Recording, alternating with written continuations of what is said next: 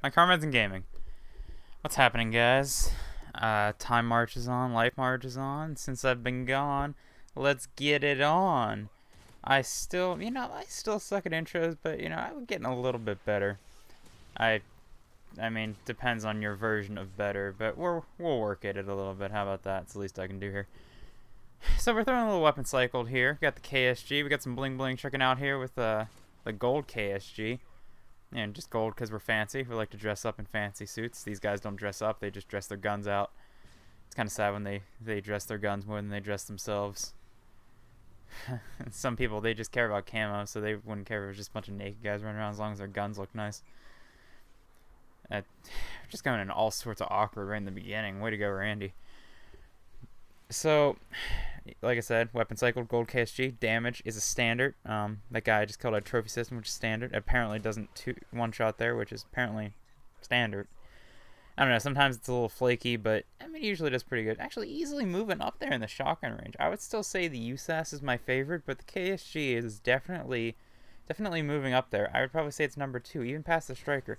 Now, whether it's better, that's, my choice of words there might be a little different. I would probably say, personally though, I would probably pick the USAS first, followed by the KSG. Whether it's better, it's left for debate. I would probably say the striker's still better, but I would use the KSG more, if that makes any freaking sense in the world. So yeah, that's great. Like I said, this is a little sketchy weapon cycle just because there's a Juggernaut involved. I think I go like 38-1. I'm pretty sure that's the final score for me. And I'm surprised that Predator did not go for me. These things are like I'm like a beacon for those things. Dang. Yeah. So I mean, I have Reaper, Predator. I use them. Like I said, weapon cycle. Yeah, kind of a little sketchy, but we're gonna move on. So I have a very bad case of poison ivy right now, and I know. I touched it. I'm an idiot. 3 leaves. I didn't see it until afterwards, and it's kind of just chilling on my arm right now. It's chillaxing on my arm, more my left arm than my right arm, but there's still a little bit of sick nasty stuff on my right arm right now. Let me try to explain it to you. I tried doing this recording once before, and I'm using my hand to look, and I'm kind of making hand motions and stuff like some sort of weird Italian guy, but you can't see it because it's just a sound bite, and I don't know why I'm making these hand motions. Like if somebody was watching me, they would think I was some sort of like insane person. But put it this way, if you take your left arm and you hold your palm out, my whole underarm from like, if you run like a line down the middle, pretty much the right side of that and a little bit to the left, looks like a giant rash. Or more correctly, I guess it looks like a giant rash with like goosebumps. But the goosebumps are inflamed, and it's pretty sick. There's a little bit on my forearm and other stuff too, but it's taken me over one forearm, one arm at a time here. So it's pretty sick. I might actually go today to get a shot so that it goes away faster because it's bothering the crap out of me. I can't sleep. I mean, I can't sleep normally, but this is just making it worse. Pretty much, if I was walking down the street and I saw me, I think I have some sort of like skin disease. It's that bad. I would not want to appear in public with this because it just looks like some sort of skin disease. It pretty much looks like I have an STD on my arm. Let me put it that way. Looks like I have some sort of weird STD growing out of me right now, and I kind of want to get rid of it because no one wants an STD hanging around. Even the good STDs, no one wants an STD hanging around. Let's put it that way. So we're trying to get rid of that. So I was thinking to myself, like, what sort of injuries have I had recently, or actually just in my lifetime? What sort of injuries have amounted on this body that doesn't really do much?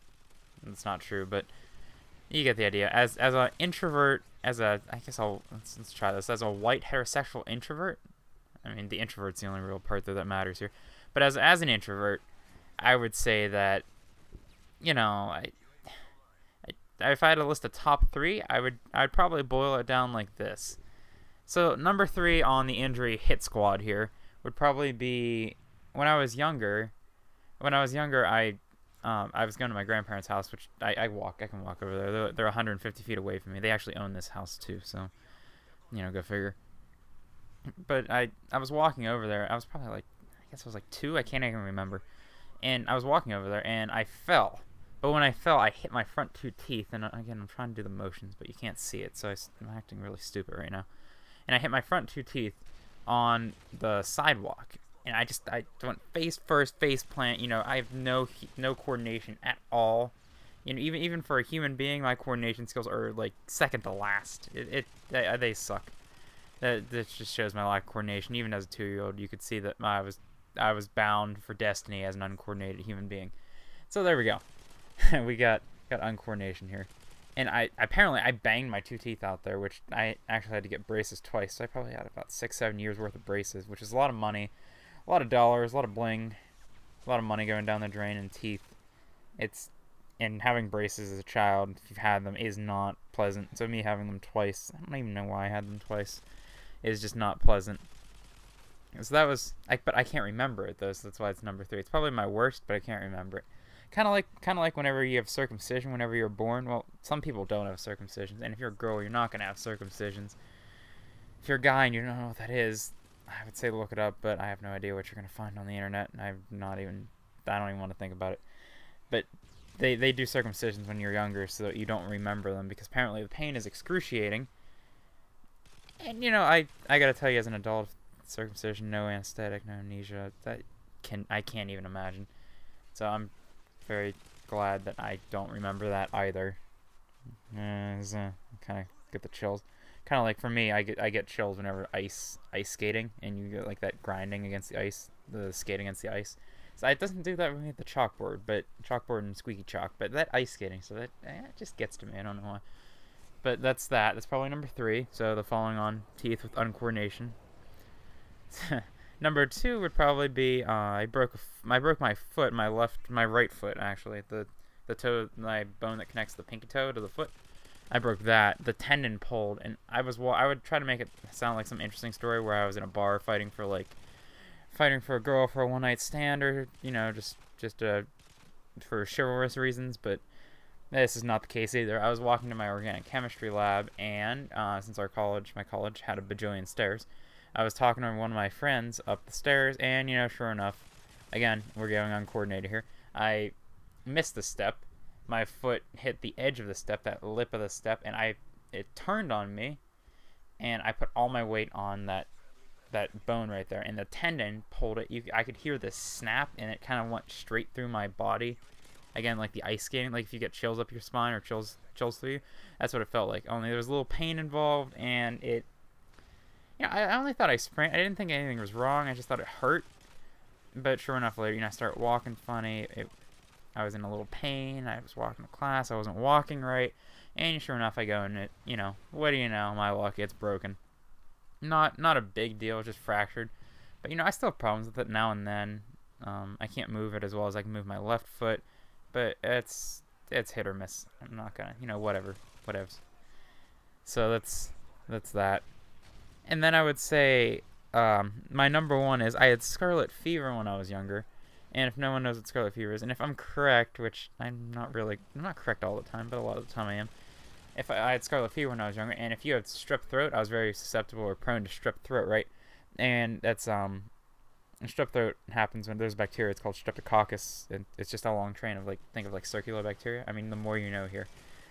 So it's caused by bacteria, and if you don't catch it in time, it can develop into scarlet fever, which can be life-threatening. I think scarlet fever develops into something else, but I don't remember the name. But it develops into something else. And I had scarlet fever, and I had this rash around my stomach or my waist, and it went, I think, like 3/4 the way around. But I had to take antibiotics, and that was life-threatening. It obviously didn't kill me. Whether some people are happy or sad about that is a different story. But that was probably number 1. I can't actually remember that. That's a yes to I can. So life-threatening easily goes up to number 1. Yep, that about sums up my life injuries. Being an introvert, obviously no special interesting stories there. But a few different diseases. Scarlet fever, a lot of people don't know about it. So there you go. Well, looks like that's it for me. That's a wrap. Let's wrap this thing up, and I'll talk to you guys later.